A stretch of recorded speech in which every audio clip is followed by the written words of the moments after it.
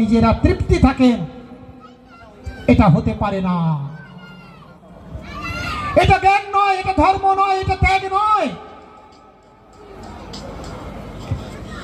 ধর্ম কথার অর্থ একটু ব্যাকরণগত অর্থ দিয়ে আপনাদের কাছে আমি প্রশ্ন রেখে যাব। কারণ আপনারা কেউ WBCS অফিসার, কেউ PSC অফিসার, কেউ বড় বড় র্যাঙ্কে চাকরি করছেন, কেউ সায়েন্টিস্ট, কেউ অধ্যাপক, কেউ শিক্ষকও আছেন। আপনাদের মধ্যে যদি না সেই অনন্ত শক্তি জাগ্রত করা যায়, আপনাদের শিক্ষায় যদি নিচুতলার মানুষরা শিক্ষিত না হয়, তাহলে সনাতন ধর্ম ডুবতে থাকবে।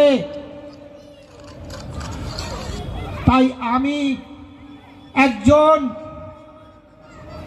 তথাকথিত আপনাদের চেয়ে অনেক কম শিক্ষিত মহারাজ আপনাদের কাছে এসেছি, আপনাদের সেই অনন্ত শক্তিকে, অনন্ত জ্যোতিকে জাগ্রত করার জন্য।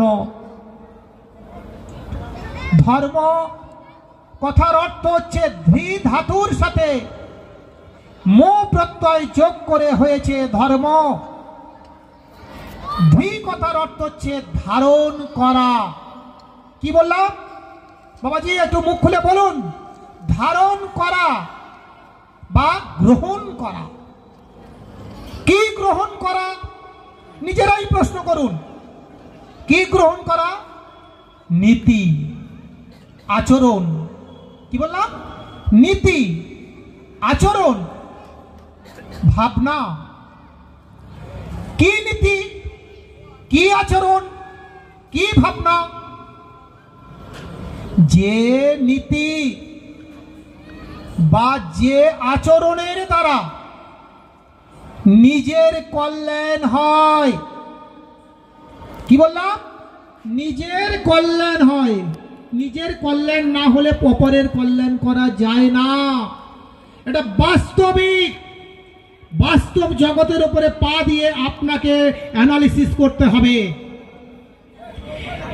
নিজের কল্যাণ হয়, নিজের পরিবারের কল্যাণ হয়, নিজের সমাজের কল্যাণ হয়, নিজের গ্রামের কল্যাণ হয়, নিজের দেশের কল্যাণ হয়। সেই নীতির নাম হচ্ছে ধর্ম। বুঝতে পেরেছেন? বুঝতে পেরেছেন? যে নীতির দ্বারা নিজের কল্যাণ হয়, সমাজের কল্যাণ হয়, অঞ্চলের এলাকার প্রত্যেকটি মানুষের কল্যাণ হয়, দেশের কল্যাণ হয়, বিশ্বের কল্যাণ হয়, সেই নীতির নাম হচ্ছে ধর্ম। আমরা রাস্তার গাড্ডা হয়ে গেলে আমরা এক ঝুড়ি মাটি দেওয়ার শিক্ষা পাইনি, কিন্তু ওই নেতাটি খারাপ, বাজে লোক, এইটা বলার জন্য আমরা এক পায়ে খাড়া হয়ে আছি। আমরা আগে সে চেষ্টাটা করি। রাস্তায় একটা বিড়াল মরে পড়ে আছে, কর্পোরেশনে খবর দেওয়ার লোক নেই, সঙ্গে সঙ্গে বলে দিলাম ওই কাউন্সিলর খারাপ, বাজে লোক, এই বিড়ালটা মরে পড়ে রয়েছে, দেখতে পাচ্ছে না। শুধু কাউন্সিলরের দোষ নয়, দায়িত্ব নয়, এটা আমাদের প্রত্যেকের দায়িত্ব। কারণ আমরা যত সমাজের জন্য কাজ করব, তত বলার অধিকার তত বাড়বে। আর যদি না কাজ করি, বলার অধিকার থাকে না। আমরা সমাজের মঙ্গল হয় কিভাবে জানতে চাই না। আমাদের ভারতবর্ষ কিভাবে আমেরিকার চেয়ে বেশি জিডিপি তৈরি করবে, চায়নার থেকে বেশি উৎপাদন করবে, আমরা কখনো ভাবি না। আমরা সারাক্ষণ ধর্ম ধর্ম ধর্ম করে অমুক জায়গায় তমুক হচ্ছে, যমুক জায়গায় তমুক হচ্ছে, অভিযোগ অভিযোগের পর অভিযোগ শুনে যাচ্ছি, শুনে শুনে কান মাথা ভরে আছে। আমরা কেন হচ্ছে ভাবছি না, তোমার কি দায়িত্ব ভাবছি না। ধান্দাবাজি করার জন্য আমরা প্রত্যেকেই প্রায় ব্যস্ত। যোগ্যতা নির্ণয় হবে কিভাবে? আমাদের সমাজের ছেলেরা কিভাবে এত মোবাইলের দুরবস্থা হচ্ছে, কিভাবে তার থেকে মুক্তি হবে, তার কোনো পলিসিই আমাদের কাছে নেই। আগামী কিশোর সমাজ মোবাইলে যেভাবে আসক্ত হচ্ছে, তাদের চরিত্র নষ্ট হচ্ছে, পড়াশোনা নষ্ট হচ্ছে, ব্রেন নষ্ট হচ্ছে, কিভাবে সেখান থেকে আমরা মুক্তি পাবো কোনো ব্লুপ্রিন্ট আমাদের কাছে নেই। এটা প্রচার করার কোনো লোক নেই। আমরা গত বছর সরস্বতী পুজো সম্মান দিয়েছিলাম, সেখানে একটা বক্তব্য প্রতিযোগিতার একটা টপিক ছিল যে মোবাইলকে কিভাবে ভালো কাজে ব্যবহার করা যায়। মোবাইলের মধ্যে ভালো জিনিস আছে, মন্দ জিনিস আছে। ভালো জিনিস, মোবাইল থেকে একজন MBA কোর্স করতে পারে, একজন ভালো ডাক্তার হতে পারে মোবাইল ফলো করে, একজন ইঞ্জিনিয়ার হতে পারে। কি নেই? কেউ যদি শিক্ষা অর্জন করতে চায়, মোবাইলের মধ্যে সব আছে। আমাদের সন্তানদেরকে যদি যে ক্লাসে পড়াশুনো করে সেই ক্লাসের টপিকগুলো যদি আমরা তাকে সেটিং করে দিই যে তুমি এগুলোই দেখো, দেখবে তারা মোবাইল ঘাঁটবে, কিন্তু আলটিমেটলি তাদের প্রকৃত লাভ হবে, তারা শিক্ষা অর্জন করতে পারবে। আমাদের এই পলিসিই নেই। আমরা চিন্তাই করতে পারি না। আমি বলেছিলাম, বহু নেতাদেরকে বলেছিলাম যে আসুন আমরা সবাই মিলে এই অভিযান করি, আগামী সনাতন কিশোরদের আমরা ভালো পথে নিয়ে যাওয়ার জন্য পরিকল্পনা করি। আমরা টপিক দিয়েছিলাম পিতা মাতা পরম দেবতা কেন, ঠাকুরমা ঠাকুরদা পরম দেবতা কেন। কিশোর ছেলেরা এই মঞ্চে দাঁড়িয়ে বলুক, আমাদের এই কচকচানি শোনানোর কোনো প্রয়োজন নেই। কিশোররা এই মঞ্চে এসে তারা গলা উঁচু করে বলুক পিতা মাতা ঠাকুরমা ঠাকুরদা কেন পরম দেবতা। একটা নেতাকে খুঁজে পাওয়া যায়নি। বুঝেছেন আমাদের সমাজের অবস্থা? সনাতন ধর্ম রক্ষার নামে রাজনীতি আর ব্যবসায় পরিপূর্ণ হয়ে গিয়েছে। এই সনাতন ধর্মকে রক্ষা করার জন্য আমি রাজনৈতিক নির্বিশেষে সমস্ত সনাতনীদের যুবক বন্ধুদের কাছে অনুরোধ করছি, করে যাচ্ছি যে আপনারা জাগ্রত হন।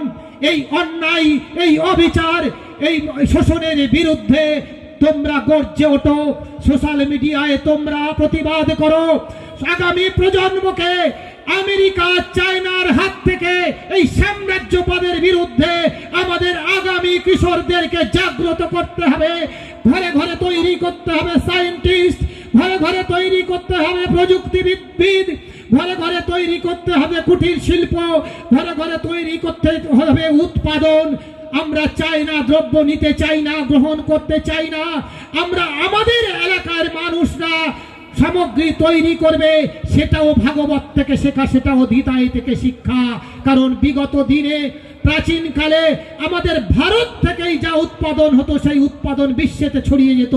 আর আজকে আমরা সেই গীতাকে অবকলঙ্ক করেছি, শ্রীকৃষ্ণকে কলঙ্কিত করেছি, করে আমরা আনন্দে মেতে থাকার জন্য সেই সুযোগটা চায়নারা গ্রহণ করে তারা ঘরে ঘরে সামগ্রী তৈরি করে আমাদের অঞ্চলে অঞ্চলে আপনাদের হাতে হাতে পৌঁছে দিচ্ছে। আর আপনারা নিশ্চিন্ত মনে সেগুলো গোগ্রাসে গিলছেন, আর বিদেশি শর্তগুলো আমাদেরকে বেরিয়ে যাচ্ছে। এখান থেকে আমাদের প্রত্যেকের দায়িত্ব, কর্তব্য আগামী দিনে আগামী প্রজন্মকে একটা সুন্দর, একটা ঐতিহ্যশালী ভারতবর্ষ তৈরি করার জন্য ভগবান শ্রীকৃষ্ণকে আদর্শ মেনে, স্বামী বিবেকানন্দকে আদর্শ নিয়ে আমাদের আগামী দিন পথ চলতে হবে।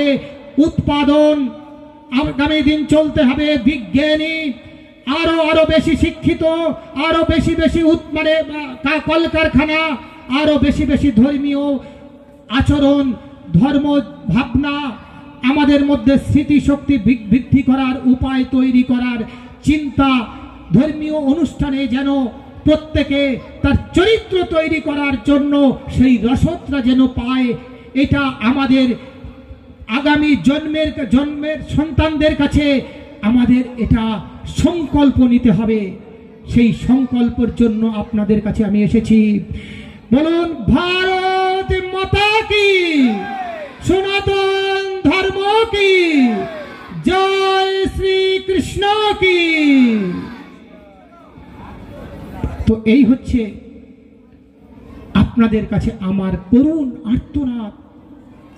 আপনারা দয়া করে এই ভুল পথে আপনাদের সন্তানদেরকে পাঠাবেন না। আপনারা সংগঠিত হন, সংগঠন তৈরি করুন। আগামী প্রজন্মকে এই অশিক্ষা কুশিক্ষার হাত থেকে রক্ষা করে এক মর্যাদাশালী পুরুষের জন্ম হবে। আপনাদের এই কসবা নারকেল বাগান এলাকায় থেকে সবাই আঙুল তুলে বলবে যে এই কসবার মানুষগুলো অতি শিক্ষিত, রুচিশীল, যারা ভগবান শ্রীকৃষ্ণের অনন্ত শক্তিকে তারা অর্জন করতে পেরেছে। ভারতবর্ষের প্রতিটি গলিতে গলিতে এই কলকাতার নাম, কসবার নাম ছড়িয়ে পড়বে। এমন স্বপ্ন দেখুন, এমন স্বপ্ন দেখুন, ভগবান শ্রীকৃষ্ণ স্বর্ণ রথে স্বর্ণ অলঙ্কারে রাজ বেশে এই কসবায় আসছে।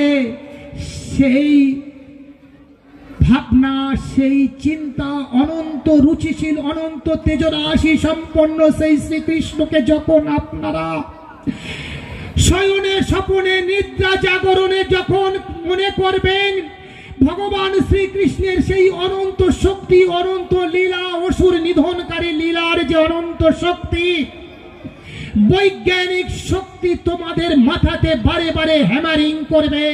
আর তোমাদের ওই মস্তিষ্কের সেই কোষগুলো খুলে যাবে এবং দিনের পর দিন তোমাদের মধ্যে চরিত্রের উন্নতি ঘটবে। তোমাদের মধ্যে অনন্ত শক্তি জাগরিত হবে, অনন্ত বল জাগরিত হবে। আমাদের কিছু তখন করার প্রবণতা আসবে। সেটাই হচ্ছে মহান ধর্ম, সেটাই হচ্ছে সনাতন ধর্ম, সেটাই হচ্ছে সর্বশ্রেষ্ঠ ধর্ম। তার থেকে কোনো ধর্ম বড় হতে পারে না। আর এটাই